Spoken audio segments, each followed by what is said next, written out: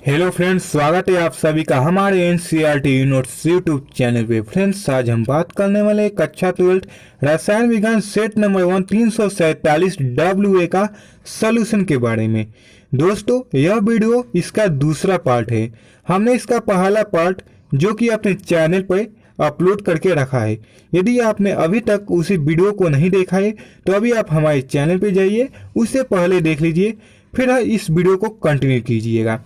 इस वीडियो में मैं आपको प्रश्न संख्या दूसरे का ग से बताने वाला हूं, क्योंकि प्रश्न संख्या दूसरे का ख तक मैंने सॉल्व करा दिया था। यदि आपने अभी तक उस वीडियो को नहीं देखा है तो चैनल पे जाइए और इस वीडियो को पहले देख कर आइए, फिर इस वीडियो को कंटिन्यू कीजिएगा। तो चलिए हम इस प्रश्न संख्या 2 के ग को हल करते हैं।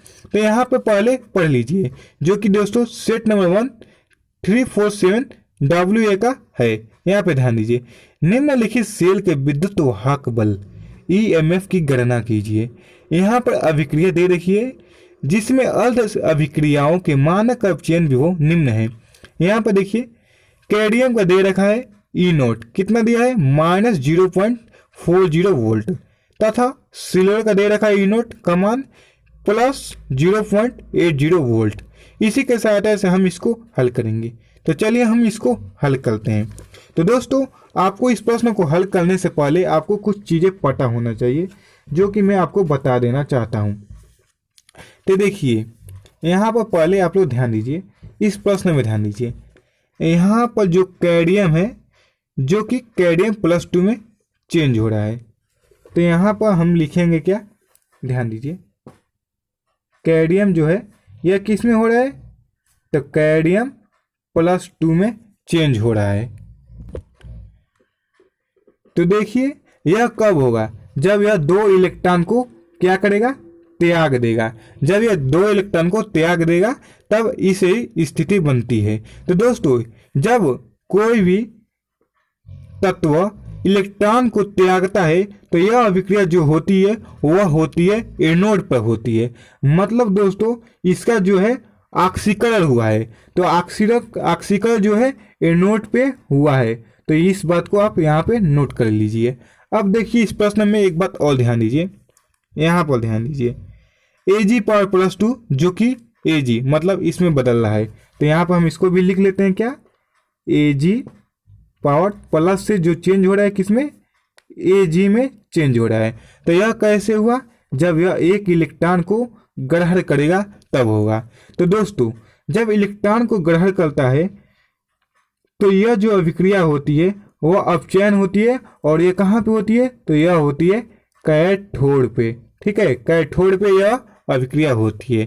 तो यहाँ पर मैंने इसी पॉइंट को लिख रखा है। यहाँ पर ध्यान दीजिए, कैडमियम जो है कैडमियम +2 में चेंज हो रहा है। यदि आपको यह PDF चाहिए, दोस्तों देखिए कितने सरल शब्दों में यहाँ पर सूत्र को हाईलाइट करके लिखा गया है। यदि आपको यह PDF चाहिए तो दोस्तों स्क्रीन पर दिए गए व्हाट्सएप नंबर पर आप हमें मैसेज कीजिए, जो कि मैं आपको 7 सेट का सॉल्यूशन दे दूंगा केमिस्ट्री का। यदि आप अभी लेते हैं तो मैं आपको फिजिक्स का सॉल्यूशन 7 सेट का बिल्कुल मुफ्त में देने वाला हूं। तो चलिए हम इस वीडियो को आगे देखते हैं। ध्यान दीजिए, यहाँ पर कैडमियम +2 हो रहा है कब, जब 2 इलेक्ट्रॉन को यह त्याग रहा है, जो कि दोस्तों ऑक्सीकरण हो रहा है एनोड पे। यहाँ पे एक इलेक्ट्रॉन ग्रहण करके कैथोड पे रिएक्शन कर रहा है, जो कि अपचयन हो रहा है। तो देखिए सूत्र क्या होती है, E0 cell E0 cathode -E anode. यही दोस्तों मेन है। तो देखिए, कैथोड पे जो रिएक्शन हो रही है यहाँ पर देख लीजिए, पहले इसमें 2 पॉइंट दे रखिए E0। आपको पता होना चाहिए कौन सा पहले रखे कौन सा बाद में, तो इसीलिए हम इसको यहाँ पर समझना जरूरी है। तो दोस्तों, पहले कैथोड होता है, तो कैथोड क्या है, सिल्वर। तो यहाँ पर दोस्तों इसका E0 का वैल्यू कितना दे रखा है, यहाँ पर ध्यान दीजिए, कहा गया, हाँ यहाँ पे देखिए E0 का वैल्यू दिया है, पॉजिटिव है 0.80। तो यहाँ पर हमने लिख दिया +0.80, और उसके बाद से E एनोड का मान रख देंगे -0.40।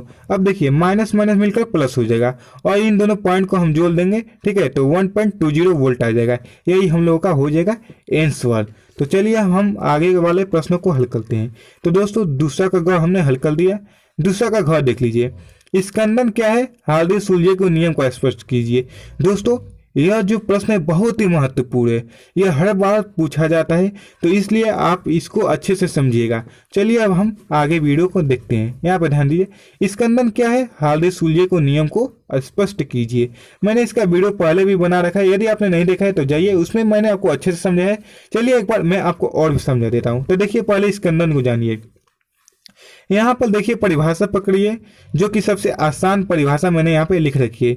इसलिए दोस्तों यहाँ पे ध्यान दीजिए, द्रव विरागी साल का अस्थायित्व कोलाइडी कणों पर आवेश के कारण ही होता है। मतलब दोस्तों कहने का अर्थ क्या है, जो कि दोस्तों द्रव विरागी साल होते हैं उन पे जो है आवेश होती है, तभी दोस्तों यह जो द्रव विरागी साल है यह बन पाते हैं। ठीक है, अब आगे भी ध्यान दीजिए, यदि किसी प्रकार से आवेश को हटा दिया जाए तो कण एक दूसरे के समीप आकर पुंजित हो जाएंगे। पुंजित मतलब दोस्तों एकत्र हो जाएंगे। ठीक है, एवं गुरुत्व बल के कारण नीचे बढ़ जाएंगे। गुरुत्व बल के कारण दोस्तों कोई भी दोस्तों अगर मतलब जो पिंड होती है या फिर वस्तु होती है पृथ्वी अपने ओर खींचती है, तो जो उस समय बल लगता है वो है गुरुत्व बल। जैसे कि मैं यहाँ पे पेन छोड़ा हूँ तो यह नीचे गिरी है, जो कि गुरुत्व बल के कारण हुआ है। तो यही यहाँ पे लिखा गया है। आगे ध्यान दीजिए, कोलाइडी कणों के नीचे बैठ जाने का प्रक्रम साल का स्कंदन या अवक्षेपण कहलाता है। एक बार और इसको ध्यान से समझ लीजिए क्योंकि इंपॉर्टेंट है। देखिए द्रव विरागी जो है इसका जो अस्थायित्व होता है यह जो है आवेश के कारण होता है। जब तक इस पर आवेश है तब तक यह बना होता है। तो मान लीजिए दोस्तों ये कोलाइडी विलयन के कण है। ठीक है, इस पर प्लस है, इस पर भी प्लस है, इस पर भी प्लस है, इस पर भी प्लस है। तो दोस्तों यह जो है प्रतिकर्षण करेंगे और इधर उधर भागते रहेंगे, जो कि ब्राउनी गलती करते रहेंगे। तो ध्यान दीजिए, यदि हम इन आवेश को हटा दें तो क्या होगा, यह जो है एक दूसरे के समीप आ जाएंगे और ये ऐसे एकत्र हो जाएंगे। और जब एकत्र हो जाएंगे तो दोस्तों जो है हमारा विलयन है उसमें जो है नीचे बढ़ जाएंगे। ठीक है, मतलब इस विलयन का अस्थायित्व ही समाप्त हो जाएगा। तो इसे जो है स्कंदन कहते हैं। तो यही लिखा गया, इसको एक और नाम से जानते हैं अवक्षेपण। आगे ध्यान दीजिए, हार्डी सुलझे का नियम जो कि बहुत ही महत्वपूर्ण है। तो यहाँ ध्यान दीजिए, हार्डी सुलझे के नियम के अनुसार पहला जो नियम है, कोलाइडी कण के आवेश के विपरीत आवेश वाले आयन स्कंदन में प्रभावित होते हैं। कहने का तात्पर्य क्या है, देखिए यह स्कंदन से जुड़ा हुआ है। मान लीजिए दोस्तों ये जो है इसमें कोलाइडी कण है। ठीक है, अब ध्यान दीजिए, मान लीजिए इसमें प्लस जितने भी मतलब कोलाइडी कण इस पर प्लस आवेश है। ठीक है, यदि हम बाहर से कोई ऐसा द्रव डाल दें जिस पर माइनस चार्ज हो, तो ध्यान दीजिए यह प्लस इस माइनस को खत्म कर देगा। ठीक है, यह दोनों आ जाएंगे, तो इस तरह सारे का अस्थायित्व खत्म हो जाएगा और इसका क्या हो जाएगा, स्कंदन हो जाएगा। तो यहाँ पे वही लिखा है, कोलाइडी कण के आवेश के विपरीत आवेश वाले ही आयन स्कंदन में प्रभावित होते हैं। मतलब दोस्तों यदि इसमें पॉजिटिव है तो हम माइनस आवेश वाले डालेंगे, यदि माइनस आवेश है तो हम प्लस आवेश वाले डालेंगे। तो यहाँ पे पहले नियम का यही तात्पर्य है कि कोलाइडी कण के आवेश के विपरीत आवेश वाले आयन स्कंदन में प्रभावित होते हैं। प्रश्न संख्या 2 को ध्यान दीजिए, आयन की स्कंदन क्षमता सक्रिय आयन के आवेश के समानुपाती होती है।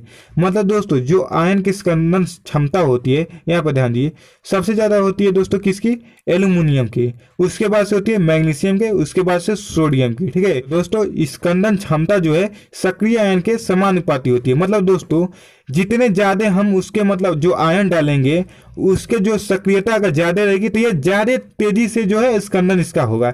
यही इसके कहने का तात्पर्य है। तो आशा है दोस्तों आपको यह भी अच्छे से समझ में आया होगा। चलिए अब हम अपने अगले प्रश्न को ध्यान देते हैं। तो यहाँ पे ध्यान दीजिए, हमने दूसरा का घ तक खत्म कर दिया, अब हम चालू करेंगे तीसरा का ख। तो ध्यान दीजिए, H2SO4 का एक नमूना 94% वेट बाई वॉल्यूम है और उसका घनत्व 1.84 ग्राम प्रति मिली है। इस विलयन की मोललता की परिकलित कीजिए। ठीक है, यहाँ पर देखिए हाइड्रोजन, ऑक्सीजन और सल्फर का वैल्यू दे रखा है जिससे हम अणुभार निकालेंगे। तो चलिए हम इस प्रश्न को हल करते हैं, इसको साइड में रख देते हैं। दोस्तों मोलालता बराबर सूत्र क्या होती है, पहले यहाँ पे ध्यान दीजिए, मोलालता हमें यही ज्ञात करना है। इसका फॉर्मूला क्या होता है, स्मॉल w गुणे 1000 बटा स्मॉल m गुणे कैपिटल W। अब यहाँ पे ध्यान दीजिए, स्मॉल w क्या है, विलेय की मात्रा, क्या है, विलेय की मात्रा। और देखिए स्मॉल m क्या है, विलेय का अणुभार, क्या है, विलेय का अणुभार। और कैपिटल डब्ल्यू क्या है, यहाँ पे विलायक की मात्रा। आशा आपको समझ में आ रही होगी। तो पहले हमें यह 3 चीज पता होना चाहिए, तब जाके हम मोलालता ज्ञात करेंगे। तो यहाँ पे ध्यान दीजिए आप लोग, हमें यह 3 चीज ज्ञात करनी है। क्या, स्मॉल डब्ल्यू, स्मॉल एम और कैपिटल डब्ल्यू। तो यहाँ पे ध्यान दीजिए, पहले हम ध्यान देते हैं प्रश्न में हमें क्या क्या दिया है। तो यहाँ ध्यान दीजिए, H2SO4 का एक नमूना 94% वेट बाई वॉल्यूम है। तो मतलब क्या दे दिया यहाँ पे, इसका भार दे दिया। तो हम लिखेंगे दिया है विलेय अर्थात H2SO4 विलेय है का भार कितना दिया है, स्मॉल डब्ल्यू, मतलब जो है मात्रा हमें दे दिया कितना, 94 ग्राम। अब आगे ध्यान दीजिए, उसका घनत्व इसे छोड़िए, पहले हम देखिए विलेय का अणुभार हमें क्या मिल गया। पहले इसमें फॉर्मूले में ध्यान दीजिए, हमें स्मॉल डब्ल्यू मिल गया। अब देखिए जब स्मॉल डब्ल्यू मिल गया मतलब विलेय का मात्रा मिल गया, मतलब विलेय का भार मिल गया। अब हम क्या ज्ञात करेंगे, विलेय का अणुभार। तो यहाँ पे ध्यान दीजिए, विलेय H2SO4 का अणुभार, इसका हम अणुभार ज्ञात कैसे करेंगे। तो ध्यान दीजिए 2 गुणे हाइड्रोजन, मान लीजिए H2SO4 का हमें अणुभार ज्ञात करना है। तो देखिए 2 into hydrogen plus yes plus oxygen कितना है 4, तो 4 गुणे O। अब देखिए हाइड्रोजन सल्फर ऑक्सीजन, यहाँ पर देखिए प्रश्न में दिया है, आपको मेहनत करने की आवश्यकता नहीं है, बस ऐसे रख दीजिए। यहाँ पे देखिए हमने रख दिया, इसको हल करेंगे 98 आ जाएगा। ठीक है, इसका हमें अणुभार निकल गया। अब हमें ज्ञात करना है, देखिए पहले प्रश्न में यहाँ पे ध्यान दीजिए, सूत्र में स्मॉल डब्ल्यू मिल गया, स्मॉल एम मिल गया। अब हमें सिर्फ चाहिए क्या, कैपिटल डब्ल्यू, जो कि विलायक की मात्रा मतलब विलायक का द्रव्यमान या फिर भार है। आगे ध्यान दीजिए, इसको हम ज्ञात करने के लिए क्या करेंगे, विलेय H2SO4 की मात्रा 94% है जो 100 मिली बिलियन में उपस्थित है।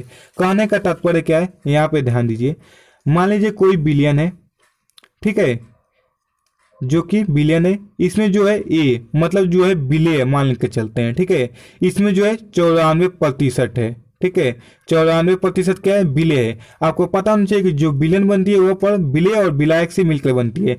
तो मैंने आपको कह दिया विलेय जो है 94% है, तो मतलब दोस्तों पूरा बिलियन कितना हुई, तो 100 है, ठीक है, जिसमें 94% जो है विलेय है। तो यहाँ पे वही कहा गया है। तो ऐसे हम क्या ज्ञात करेंगे, देखिए यहाँ पे हमको पता चलेगा क्या, बिलियन का आयतन कितना है 100 मिली।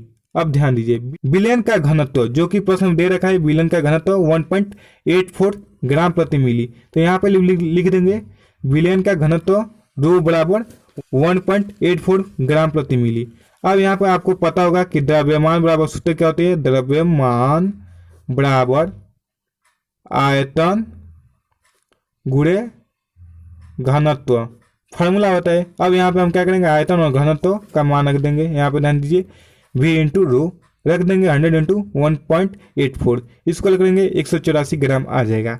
अब जाके हमारा जो है कैपिटल डब्ल्यू यहाँ पे मिल जाएगा। ध्यान दीजिए, विलायक का द्रव्यमान बराबर होता है क्या, विलयन का द्रव्यमान माइनस विलेय का द्रव्यमान। तो विलयन का द्रव्यमान कितना है 184, यहाँ पर हमने ज्ञात किया, ठीक है। उसके बाद से विलेय का द्रव्यमान कितना है 94, जो कि यहाँ पे हमने निकाला है। यहाँ पे भार देख सकते हैं, बड़ा भार और द्रव्यमान यहाँ पे समझ लीजिए, ठीक है। अब यहाँ पे हम माइनस करेंगे 90 आ जाएगा, जो कि हमारा कैपिटल डब्ल्यू है। बस कुछ नहीं करना है, अब हमें फॉर्मूला रख देता है क्या, मोलालता इक्वल टू स्मॉल डब्ल्यू गुणे 1000 बट्टा small M into capital W. यहाँ पर तीनों चीज का हम वैल्यू रख देंगे, इसको हल करेंगे तो देखिए यहाँ पे 10.64 आ जाएगा आंसर। तो ऐसा आपको यह प्रश्न समझ में आई होगी। यदि आपको कहीं भी कंफ्यूजन है तो वीडियो को वापस से पीछे कीजिए और एक बार और समझिए, ठीक है, क्योंकि दोस्तों मोलालता और भी मोल अंश इस पे सवाल आते रहते हैं बिलियन से चैप्टर से, तो इसलिए आप इसे प्रैक्टिस जरूर कीजिए। अगर आपको नहीं समझिए तो वापस देखिए, या फिर मैं आपको इंपॉर्टेंट आगे और भी वीडियो दे दूंगा। चलिए अब हम अगले प्रश्न को देख लेते हैं। तो यहाँ पर ध्यान दीजिए, हम लोग का अगला प्रश्न क्या है, तीसरा का क कर दिया। ख ध्यान दीजिए, फराडे द्वारा प्रस्तुत विद्युत अपघटन के प्रथम एवं द्वितीय नियम को स्पष्ट कीजिए। दोस्तों बोर्ड ने आपके 30% सिलेबस को घटा दिया है, तो इस बार यह प्रश्न हट चुके हैं, ठीक है। आगे वाले प्रश्न में ध्यान दीजिए, ग निम्नलिखित पर संक्षिप्त टिप्पणी लिखिए। पहला टिंडल प्रभाव और ऋणात्मक उत्प्रेरक, जो कि दोस्तों ऋणात्मक उत्प्रेरक भी हट चुका है, तो हमें सिर्फ टिंडल प्रभाव पढ़ना है। तो चलिए हम आपको टिंडल प्रभाव पढ़ा देते हैं। दोस्तों यहाँ पे ध्यान दे सकते हैं, तीसरा कक्षा सिलेबस से हट चुका है।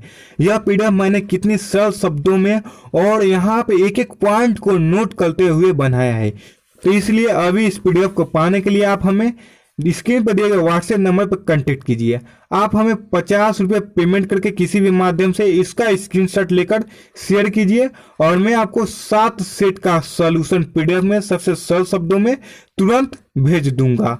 और दोस्तों यदि आप अभी लेते हैं तो आपको साथ में जो है फिजिक्स का सॉल्यूशन बिल्कुल मुफ्त मिलेगा। कितने सेट का? तो 7 सेट का। यह भी पीडीएफ में बिल्कुल मुफ्त मिलेगा। जी हाँ दोस्तों, एकदम फ्री है, ठीक है।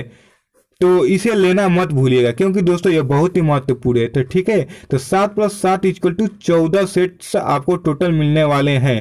तो अभी इसे लीजिए, स्क्रीन पर दिए गए व्हाट्सएप नंबर हमें मैसेज कीजिए। चलिए अब हम टिंडर प्रभाव का देख लेते हैं। यहाँ पे ध्यान दीजिए, जब किसी प्रकाश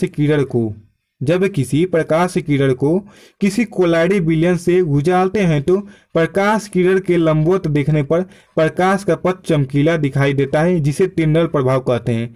दोस्तों कभी कभी आप देखे होंगे कि जब आप कटरेन के स्कूल में पढ़ते हैं, मतलब दोस्तों कटरेन यहाँ पर या फिर कहीं भी कटरेन लगा होगा या फिर जो छत होती है इसमें अगर छेद होंगे तो उधर से धूप निकलती है, ठीक है। स्क्रीन पर आपको दिख रहा होगा, ठीक है। धूप निकलती है तो आपको दोस्तों ध्यान देंगे कि वहां पर जो धूल के कण होते हैं वो हमें चमकीला दिखाई देते हैं। उसमें दोस्तों इस तरह अगर आप देखेंगे तो धूल के कण दिखाई नहीं देंगे, लेकिन अगर प्रकाश का ही एक माध्यम से आ रही है तो देखेंगे उसमें धूल के कण दिखाई देंगे, ठीक है। तो एक तरफ से हम कह सकते हैं उसी को टिंडर प्रभाव कहते हैं। तो कहने का तात्पर्य यही है कि यदि हम कोलाइडी विलयन है, मान के चलते हैं, देखिए यहाँ इसमें मान लीजिए कोलाइडी विलयन है, ठीक है, कोलाइडी विलयन है।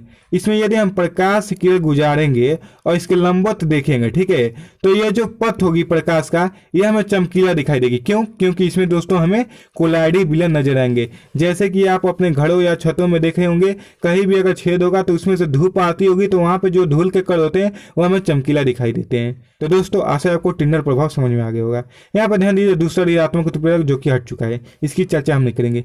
प्रश्न संख्या 30 का घ देख लीजिए। इसमें 2 प्रश्न है। पहला, अक्रिय गैसों की 2 प्रमुख विशेषताएं लिखिए और दूसरा जो है हीलियम के प्रमुख स्रोत क्या है। तो यहाँ पे ध्यान दीजिए, पहले का उत्तर क्या हो जाएगा, यह रंगहीन, गंधहीन तथा स्वादहीन गैस है। इनकी संयोजकता 0 होती है। किसकी? अक्रिय गैस की। यहाँ पे हमने 2 चीज लिख दिया। आगे ध्यान दीजिए हीलियम का। तो दोस्तों रेडियो एक्टिव खनिजों में यह अधिविष्ट रूप में उपस्थित रहती है। मतलब दोस्तों रेडियो एक्टिव खनिजों में जो कि हीलियम है अधिविष्ट रूप में उपस्थित रहती है। दोस्तों हमने यहाँ तक कर दिया। अब आगे का प्रश्न हमें नेक्स्ट पार्ट में हल करेंगे। हमने जो है तीसरे के घ तक हल कर दिया, चौथे का क से हम अगले नेक्स्ट पार्ट में हल करेंगे। आशा है दोस्तों आपको वीडियो पसंद आई होगी। यदि दोस्तों अगर पसंद आई होगी, अगर आप बोर्ड एग्जाम में अच्छा खासा परसेंटेज लाना चाहते हैं तो दोस्तों 91 29 28 35 43 पर अभी हमें व्हाट्सएप कीजिए, ठीक है। मैं आपको जो है केमिस्ट्री, जी हाँ दोस्तों, केमिस्ट्री का अनसॉल्व सॉल्यूशन कितने सेट? 7 सेट देने वाला हूँ। कितने रुपए में? 50 रुपये आपको पेमेंट करके बस उसका स्क्रीनशॉट लेकर हमें शेयर करना है। अगर आप अभी लेते हैं तो आपको जो है फिजिक्स का सॉल्यूशन बिल्कुल मुफ्त मिलेगा। कितने सेट? 7 सेट का बिल्कुल मुफ्त मिलेगा, इसका कोई चार्ज नहीं देना पड़ेगा। तो अभी मैसेज कीजिए। धन्यवाद दोस्तों, हम मिलते हैं अगले वीडियो में।